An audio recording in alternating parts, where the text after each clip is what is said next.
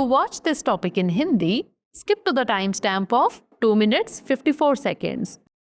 Welcome to Legal Update program. The topic of discussion is FIR quashed against distant relatives. First of all, let's see why is it in the news. Recently, the Supreme Court of India in the Payal Sharma versus State of Punjab case cautioned courts to avoid over-implicating distant relatives in cases of domestic cruelty under Section 498A IPC. Background of the case: the petitioner's husband's cousin and his wife were implicated in an FIR filed by the wife's father alleging dowry harassment and cruelty under Section 498A of IPC.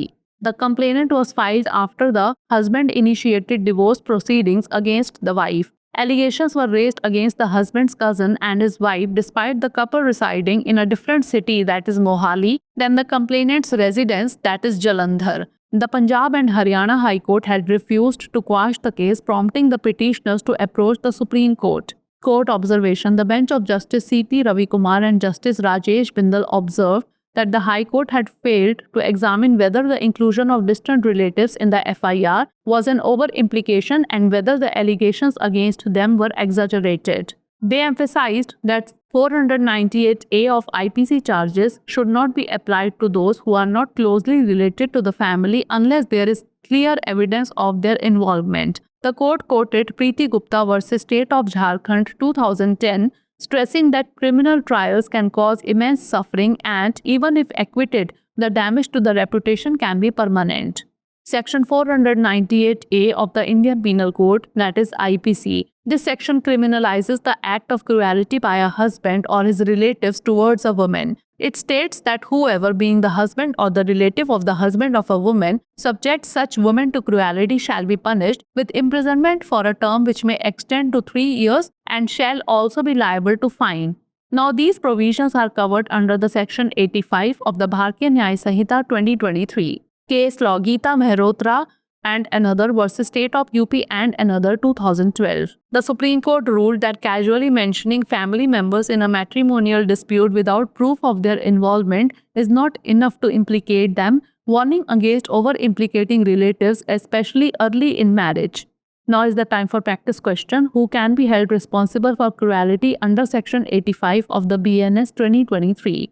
The woman herself, only the husband or any relative of the husband, or relatives of the woman.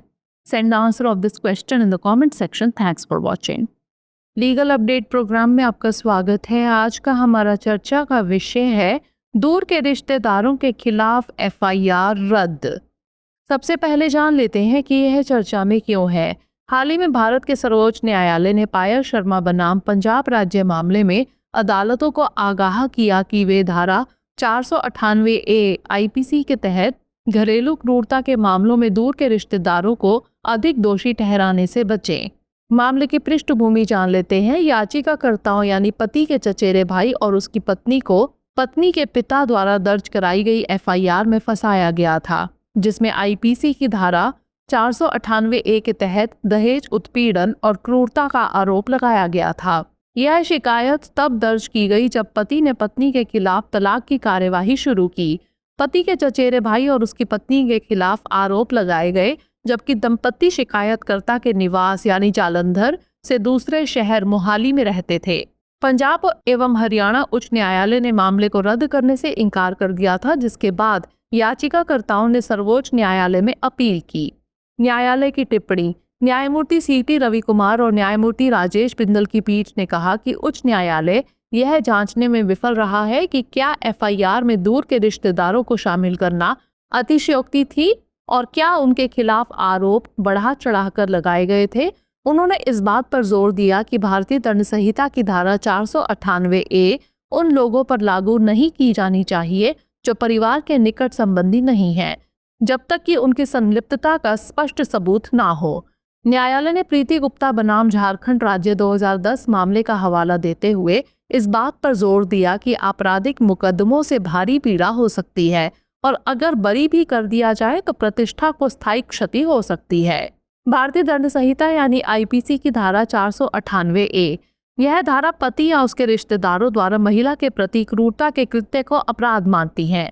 इसमें कहा गया है कि जो कोई किसी महिला का पति या पति का रिश्तेदार होते हुए ऐसी महिला के साथ क्रूरता करेगा उसे 3 वर्ष तक के कारावास से दंडित किया जाएगा और जुर्माना भी देना होगा।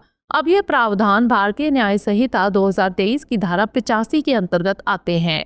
संबंधित केस गीता मेहरोत्रा एवं अन्य बनाम उत्तर प्रदेश राज्य एवं अन्य 2012। सर्वोच्च न्यायालय ने फैसला सुनाया कि वैवाहिक विवाद में परिवार के सदस्यों का उल्लेख उनकी संलिप्तता के सबूत के बिना उन्हें फंसाने के लिए पर्याप्त नहीं है। न्यायालय ने रिश्तेदारों को विशेष रूप से विवाह के आरंभ में अत्यधिक फंसाने के खिलाफ चेतावनी दी। आइए नोट कर लेते हैं अभ्यास प्रश्न। बीएनएस 2023 की धारा 85 के तहत क्रूरता के लिए किसे जिम्मेदार ठहराया जा सकता है? स्वयं महिला को, केवल पति को, पति या उसके कोई रिश्तेदार को, या फिर महिला के रिश्तेदार को? इसका उत्तर हमें कमेंट सेक्शन में जरूर भेजिएगा। धन्यवाद।